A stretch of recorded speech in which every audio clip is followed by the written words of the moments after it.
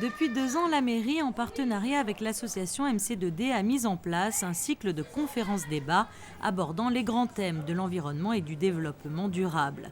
Une manifestation nommée les Jeux d'hiver. La 20e édition avait lieu ce jeudi dans les halles du marché de la Condamine. Des thèmes essentiels sur la gestion écologique et des espaces verts ont été abordés. Plusieurs intervenants qui s'occupent des jardins en principauté étaient au rendez-vous.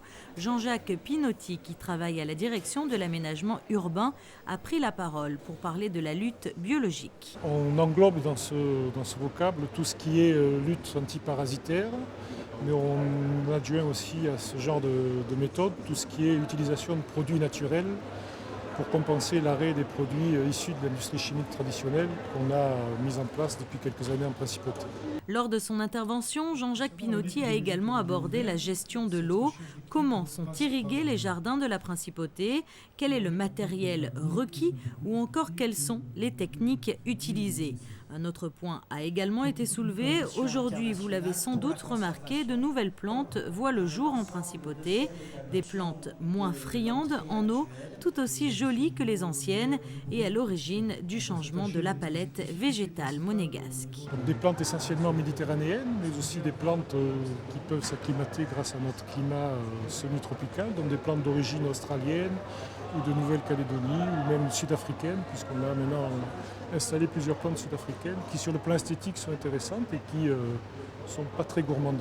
La lutte phytosanitaire au moyen d'auxiliaires biologiques destinés à éliminer ou à limiter les ravageurs des cultures a également été évoquée lors de ce jeu d'hiver. Le grand public connaît assez bien l'image de la coccinelle adulte magnifique avec sa carapace rouge et ses points noirs qui dévore des pucerons et des cochenilles.